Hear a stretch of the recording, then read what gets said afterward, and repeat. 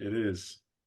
Mitri, Uh, could you just introduce yourself to our congregations? Even though we're doing this on a Tuesday morning, we will be.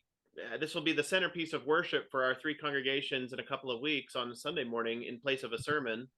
And so, would you be willing to just introduce yourself and tell our congregations a little bit about who you are and what you do, um, and just give us that introduction so that we can then talk about the work that you're doing and the peacemaking work you're doing. So, yeah. So my name is Mitri Raheb, and I'm a Palestinian, Arab, Christian, Lutheran, who served as mission partner in residence with the Presbyterian Church USA. I know it sounds like a contradiction in itself because many people don't know anything about us, but we are Palestinians, and remember, this is where Christianity started. Jesus was born in Bethlehem, Palestine, not in Bethlehem, Pennsylvania. And the Bible did not originate in the Bible Belt, but in Palestine. And so for the last 2,000 years, there has been a Christian presence in Palestine, and we understand ourselves to be a descendant of the first Christians who believed in Jesus as their Christ and Savior. We are Arabs, so if you come to worship with us on a Sunday morning, our liturgy is in Arabic. And again, often people in the States, when they hear the word Arabic, they think these are Muslims, but Arab Christians are older than Islam. In fact, the gospel was preached in Arabic already at Pentecost, according to Acts chapter 2. And we are Lutherans because my grandparents went to a Lutheran orphanage, and so they grew up Lutheran, but they were before Greek Orthodox Christians. And the Presbyterian Church USA is our partner church, and this is why I served there as their mission partner in residence. And we have also a Presbyterian minister who's serving still with us now for many years here in Bethlehem. So good. When I was there in 2005 or 2006, one of the impressions that I came away with was that the Israelis were basically persecuting the Palestinians, trying to make their life as difficult as they could, and hoping that they could drive the Palestinians out so they could take the land. Correct. And I think that that's still true. Yeah, this is even more true today than 2005, 2006. We see that in Gaza, over 2 million people out of 2.2 million are displaced, including many of our staff and students. And this is even the case now here in the West Bank. There are now, just to give you an example, there are now main roads in the West Bank, which are closed from 5 in the morning until 9 in the morning. For Palestinians, they are not allowed to drive on them. Only Jewish settlers are allowed to drive on them, so that we will not bother them when they go to work. This is beside other streets that we are not allowed to use on our own land.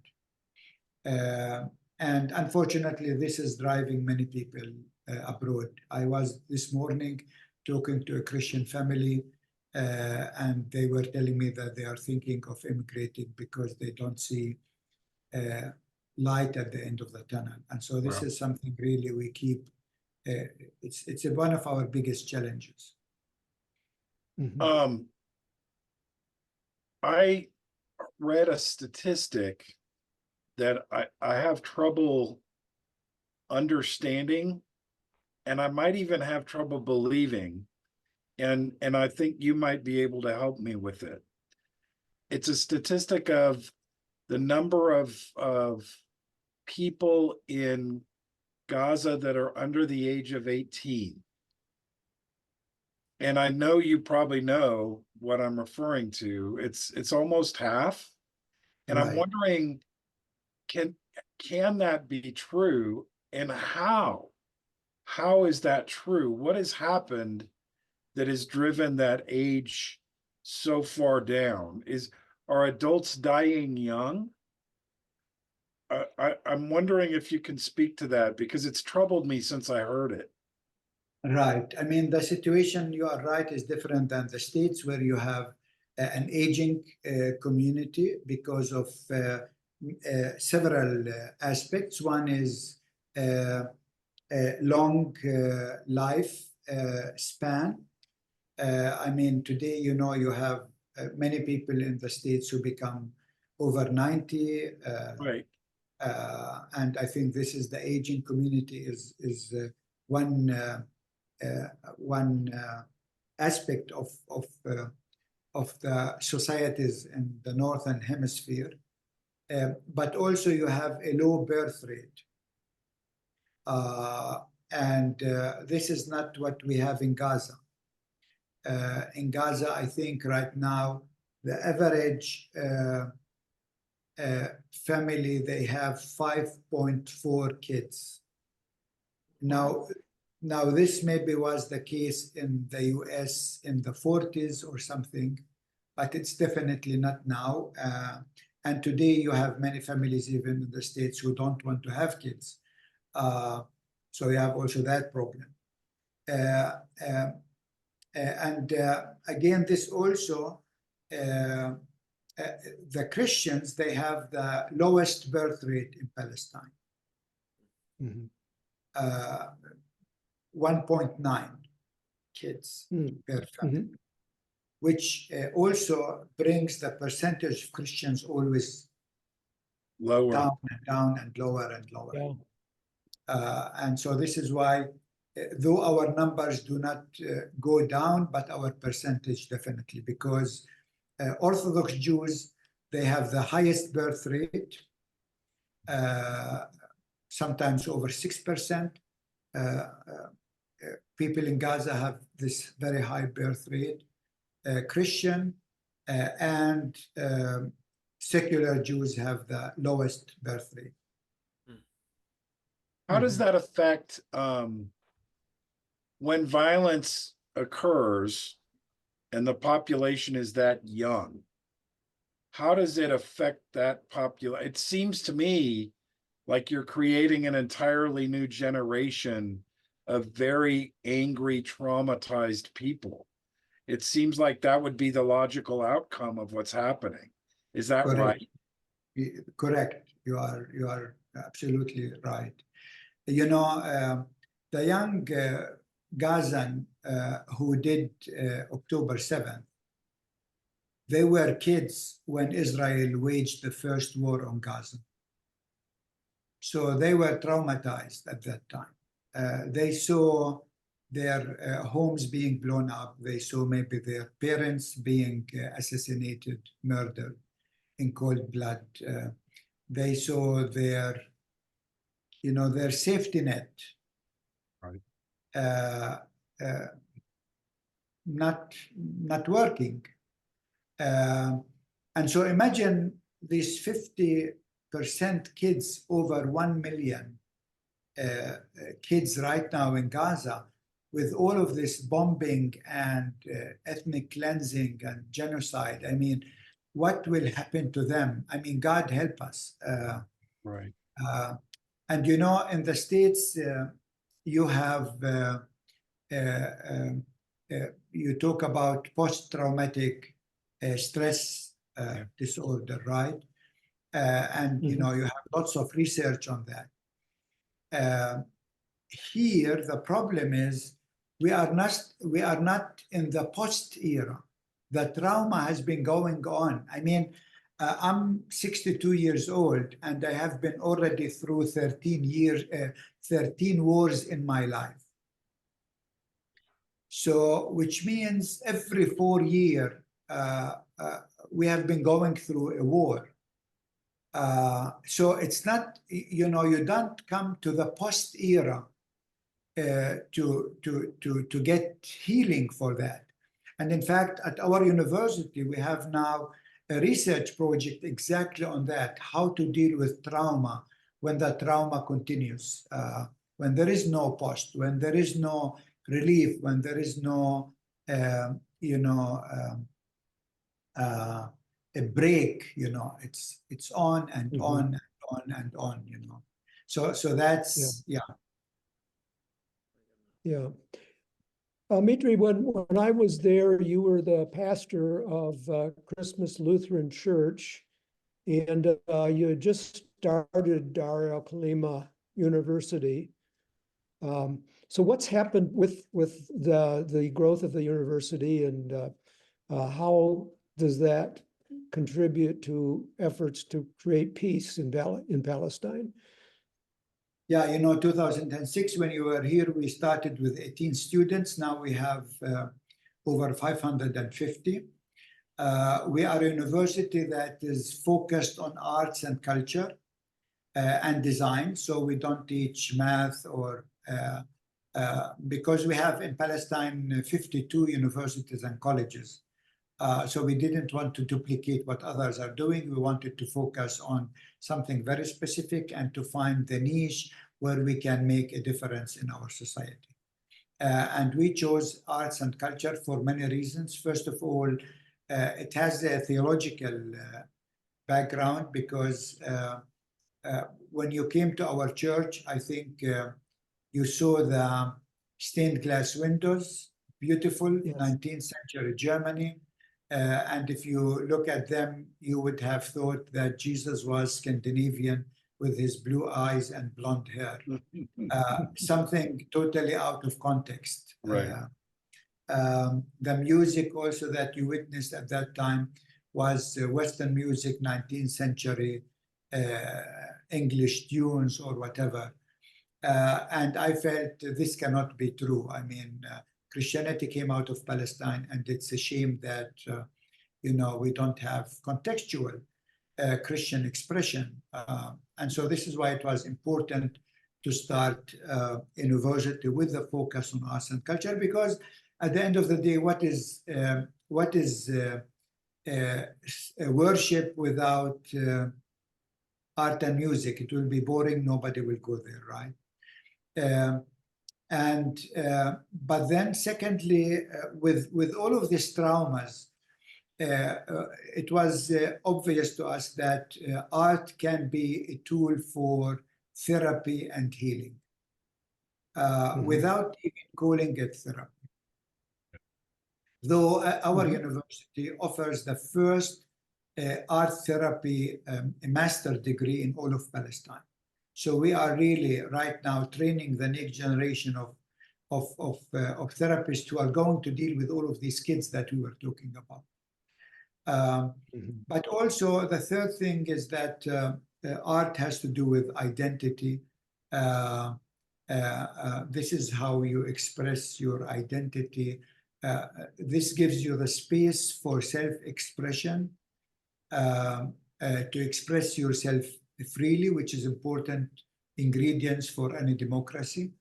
And art is a powerful tool for communication. Today, you can tell your story through a film or through a song or through a dance in a much, or a theater in a much, more powerful way than through a boring political lecture. So for all of that, we thought we felt God is calling us for this ministry, and we are glad that we can do it. You know, Mitri, a few moments ago, you talked about sort of every 4 years on average in your life is another war. And I guess, you know, what we're trying to get at deeper with our congregations for Lent this year is what does peace look like? And, you know, this last Sunday, we had somebody who's been doing work in Ukraine. And I guess, you know, and he talked about working with children to try to, you know, give us hope for the next sort of generation, and sort of given the context of just how many kids are involved in this situation. And given the context of every 4 years, there's another war, there's never a post traumatic time. What does peace even begin to look like, or how do you even talk about peace in your context? Yeah, it's a great question. You know, people in Palestine right now, they cannot hear the word peace. They don't want to hear it. You know what? Why? Because we were promised peace by politicians for too long, and nobody was able to deliver.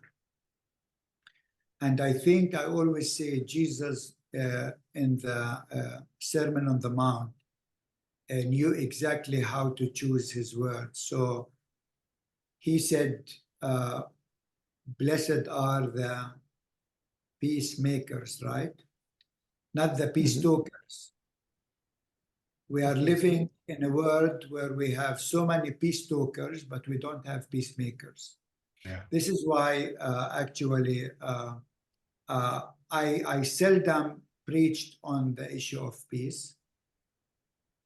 My focus was is continue to be on justice as the inroad to peace, because peace does not mean the absence of war, though this would be good enough, right? Yeah. But this is not what we want, but we want justice. And you know, the Bible actually, justice, we call it, sometimes it's translated into righteousness, which nobody understands what righteousness is today. But really, it's very much connected to justice. And without justice, there is no peace. And for us as Palestinians, really, we are looking for justice. You know, for the last 30 years, the Palestinians entered into so-called peace process with Israel. And this, at the end of the day, there was no process and no peace. But the West Bank was cut into pieces, and the Israeli, while they were negotiating about peace, they ate all the cake, all the pieces of cake. So we were left with no. And I think as Americans, you would understand that, in fact, more land was taken from the Native American during the peace treaties than the time before the West treaties. So all the Western states were taken during peace talks. And so, yeah. So a little bit of a reckoning with our own history there too. And I guess maybe that's why we're not always the best partners in a conversation about this. That's the truth. That's the truth. The thing is, it happens in the States 400 years ago or 300 years ago. Here it's happening right now in the 21st century, where there is 24/7 coverage of everything, and still you feel nobody cares. That's what hurts. Mitri, I don't mean to bring a topic up simply to get a rise out of anybody, either in our congregations or of you, but I've been reading some of your work, and one of the things that I confronted in reading it was something that I had misunderstood, apparently. I had believed that the government of Israel saw a difference between Christians and Muslims and Jews, and that as bad as it is, that they surely would never mistreat or oppress Christians, because there are so many of them in America. And so my thinking was, as terrible as it is a problem that this Arab group is having in Gaza, and I'm one step removed from it, because it would not be happening to Christians. But as I read your material, Christians are part of this. they are being targeted just as randomly or strategically as anybody else. And I don't think Americans know that. I don't think we have any idea that that is part of what's happening. And I know it shouldn't be relevant, but I'm wondering if you can speak to the reality of, if you are in Palestine, you can be targeted indiscriminately of what your faith is. I don't think people here are aware of that. Correct, because Israel looks at us as Palestinians, first of all. But secondly, I think Israel, at least those in government right now, they would like to see the land without Christians. First of all, because they can market this whole thing as a Muslim-Jewish conflict, which is not a religious conflict. This is a political conflict over land and resources. Right. Secondly, they don't like that we have access to the West. They would like to have a monopoly over access to the West. Yeah. So when I go to the States, and I'm welcome to preach at a Presbyterian church, that is for them. No, they want to be the only one who control that. Yeah. And so they want to control the narrative. That's at the end of the day. And the third thing is, through our theology, we question the Christian Zionism. And also they don't like that, because they would like to see all Christian becoming Zionists, meaning supporting the state of Israel in taking all of the land and displacing all the Palestinians. And I don't. Go ahead. Go sorry. ahead, Seth. I'm sorry. I was just going to sort of tag on. I noticed that you talked about at least those in government right now. I'm curious, in your context, I'd imagine that you have dealings with other Israeli people, and how big of a divide is that? When I've spoken with rabbis here, I do a lot of interfaith work in our city. So many of the rabbis say that government is just corrupt to the core. Right. They, most Israelis don't feel that way. I guess, and I know you can't answer for all of everybody, but I'm just curious, what has been your experience of that? Is that, I mean, clearly the government has some support if they've remained in power, but also there are ways in which political leaders create systems to keep themselves in power, even if their people don't really support them. And so I guess on the ground, in your experience, what does that look like? Unfortunately, right now, the overwhelming majority, I would say over 90% of the Jewish Israeli, are for this war on Gaza. They support that. Half of the country supports Netanyahu and this government. So there is an opposition to Netanyahu and the government, but not an opposition to the war. So the peace camp in Israel, inside Israel, was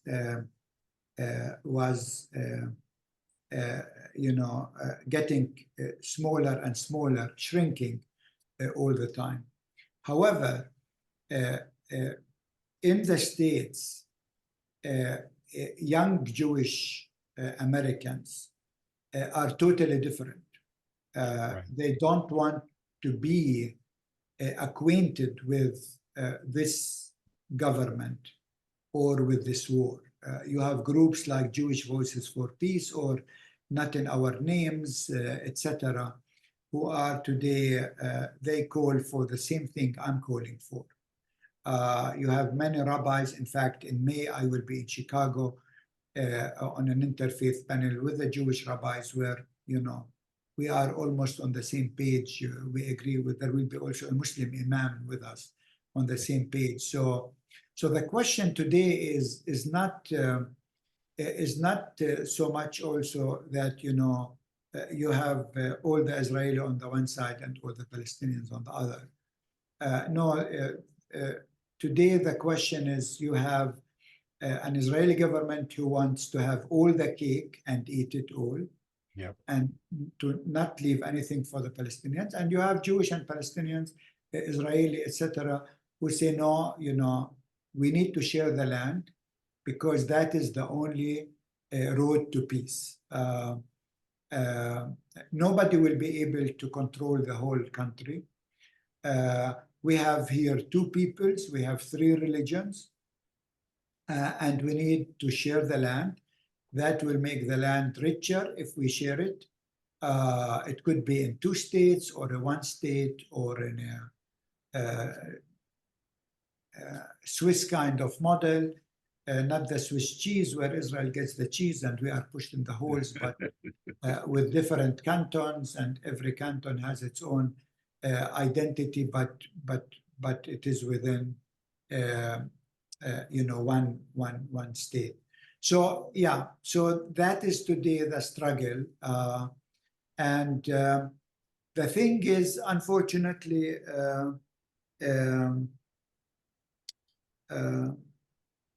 the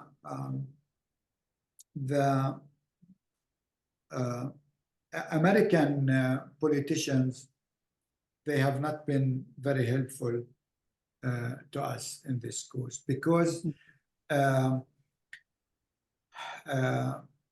for the simple reason what they want is to be re-elected, not to stand up for the American values that the Constitution talks about.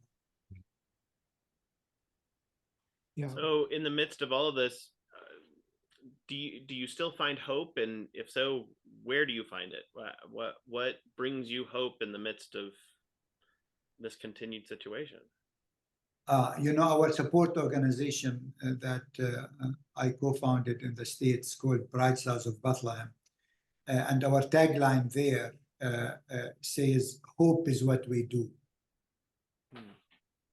Because I think many people think hope is something that is coming at us, something that we see. It's like that, young woman who is waiting in her castle for that, young man to come riding on a white horse to take her from that castle.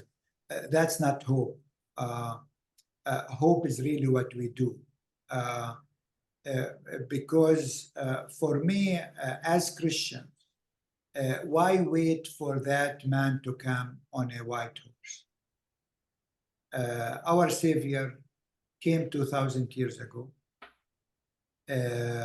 He said what needed to be said. He did what needed to be done. Right. And the ball is in our court. Either we do it or we don't.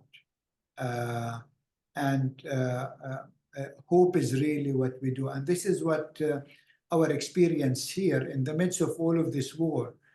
We were stubborn in doing hope, not waiting for peace to come. Imagine if I have spent the 62 of my life waiting for peace to come, doing nothing. No, we were very busy doing hope. And all of that is actually brought for young people not only hope, but opportunities to get new skills, to get education, to become leaders, to become peacemakers, to become social transformer. Yeah, and so we are all the time, even in this context, busy doing hope. In fact, in Gaza right now, we have our staff who are displaced. They all, their homes were bombed, they're lost, they had to move to the south. They are themselves refugees, but they are reaching out now through art therapy to the thousands of kids who are now packed in Rafah that you hear about now in the news all the time. So imagine displaced people who just lost everything. They have nothing more, but they are doing hope because this is what we believe in. I tell people here that we tend to, as human beings, decide what we're hoping for first, and then arrange our beliefs around that. And so one of my reactions to what you're saying is, if the great hope of the state, the government of Israel, is to remove Palestinians from the land, then you can arrange your beliefs around that. And if your great hope as a Palestinian who has been subjected to this is revenge, then you can arrange your beliefs around that. And so what an obstacle, what an incredible obstacle to peace these false hopes are, as though they bring about anything positive. But once you've decided that that's your hope, you'll build the road to it. And as you're talking, and Seth, we're talking about peace and how do we find, if the hope isn't for peace, how does it get built? You know, if you're not even hoping for it yet. So Mitri, I hear you and I'm like, oh dear Lord, you know, how do you take the first step? You know, when the hope isn't even there. So you are up against something very formidable, I would think. Right. You know, if I may quote Martin Luther in this holy Presbyterian gathering, you know, at least they contribute this saying to Martin Luther, that he said, even if I knew that the world is coming to an end tomorrow, which means even when everything seems to be coming to an end, lost, no hope, he said, I will go out today into the garden and plant an olive tree. He spoke about apple tree, Yeah. Which means, you know, in the facing this hopelessness and this senselessness, the biggest danger is to lose hope. And when losing hope, this is something very dangerous. When young people lose hope, you know, they become very dangerous. October 7th happens. Yeah. Exactly, you know. So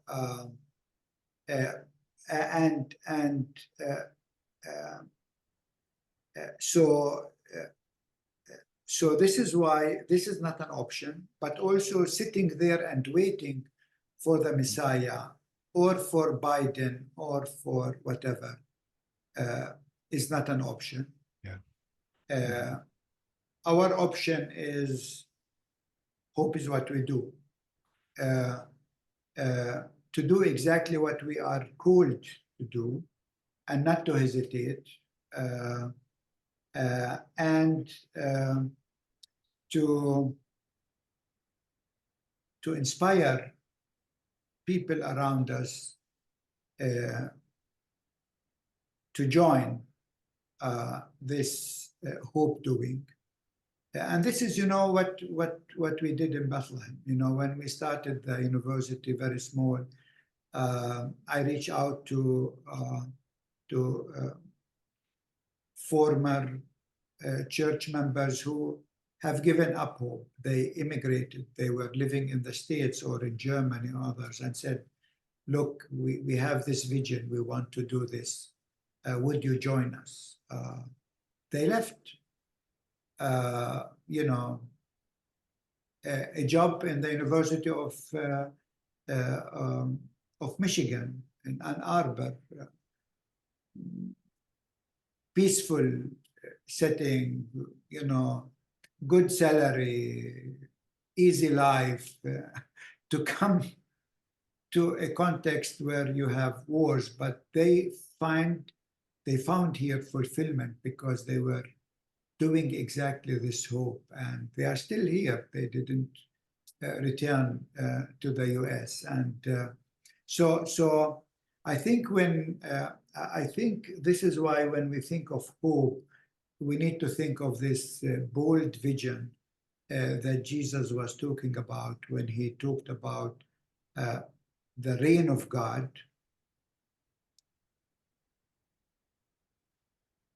and not the empire. I mean, the empire is the biggest thing that people could see, and yet Jesus was telling them about a vision that is much bigger, much more bold, and they, you know, these poor people in Galilee are the ambassador of this new reality. So they will be doing the hope that they see in front of us, but they do it. They don't wait for the reign of God to come just like that. So, Mitri, what might you say to a group of a couple hundred Presbyterians living half a world away in New Mexico about how we can do hope alongside y'all? Are there ways that we could be a part of that with you and support your work and the work of your community? And how can we be a part of doing hope? Yeah, I think, you know, there are several things that you can do. Let me maybe share 4 things that you can do for peace. So you can, I think, you can guess what is the first P is. This is what you are doing right now in the service, praying. I hope you will think of us in your prayers. We need all the prayers, they keep us going. But second, we need political advocacy, because unfortunately, the US often is part of the problem, though the US is the only country that can be part of the solution. And you could see how, you know, President Biden, until now, was not ready even for a ceasefire to stop the war. And so playing into the hand of Netanyahu, supporting Netanyahu rather than supporting these Jewish voices in the states who are for peace. So advocacy is important. We need, you know, your representative to know about what's going on. The third thing is pilgrimages. Maybe think of coming to visit us, to plan a trip, not now, but next year or something, where you can see for yourself what's happening, which, you know, will open your eyes to the whole issue of peace in a way that, you know, nobody else can do it for you. Because, you know, in the States, often you are, you know, other than 9/11, for the last 150 years or so, you did not experience war on your soil.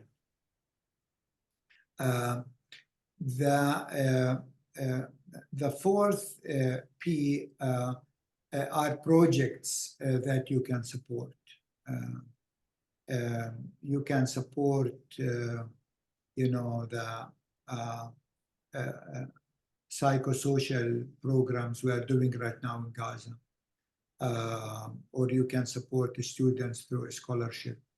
And Bright Stars of Bethlehem, our 501c3 organization in the state, is a good vehicle to do that.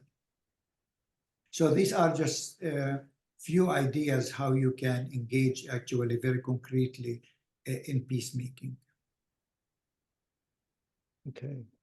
I think the last thing that I'll say is that I'm really struck by Mr. Gamble, the man we spoke to that's working in the Ukraine last week. We asked him what we could do, And I personally expected him to appeal for financial support. And he said, come see for yourself. And you have that same caveat. And I think, you know, speaking to our congregations, guys, we're very insulated. Here we have two very different parts of the world, both engaged in this kind of trauma and conflict, and both of these representatives have said to us, you need to see it. You need to understand what we're working with. You actually need to see it. And I'm struck by that. I didn't expect that to come up. And I thank you for being honest and telling us that, because we don't know. We don't know. Yeah. Mhm. And I don't blame you for that, because the news, the main news in the States doesn't cover our story. Yeah. I mean, it would be actually a neat idea to do a trip, say 4 days in Ukraine, 4 days in Palestine, and then you can Yeah. compare both. That would be fascinating. I agree. Yeah. Actually, just I'm sure that your parishioners now will be totally scared to say, no, we are going to just to give you some. In fact, last week we had a solidarity delegation from the Presbyterian Church, 35 pastors and lay leaders from many states were in Bethlehem and Jerusalem for 8 days. They returned safely in Palestine, and they said this was an eye-opener and a life-changing trip. So, yeah, don't hesitate. Yeah. Yeah. Well, Mitri, I know it's late there and you have given us so much time, and you clearly have had several other of these calls today. And I think we just want to relay how grateful we are for you taking just the time to talk to us. And thank you for your honesty and for helping us understand better, because I don't think any of us had any clue about so much of this. I agree. Yeah. And Mitri, you will remain in our prayers. And the whole situation in Palestine, I keep lifting that up in my prayers, and I keep asking God, why do you allow this killing to go on? You are the God of peace. Please bring peace to Palestine.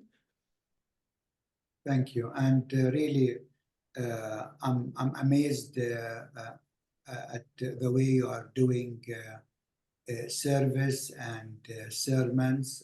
This is very creative.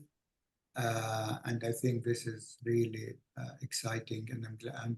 And to do it together is even another very important issue. So really, thank you for what you are doing. Thank you, sir. Thank Let's you. stay in touch. Yes. Absolutely. All right. Thank you, Mitri. Thank you. Yeah. Have a Bye. great. Bye-bye. Bye-bye. Bye.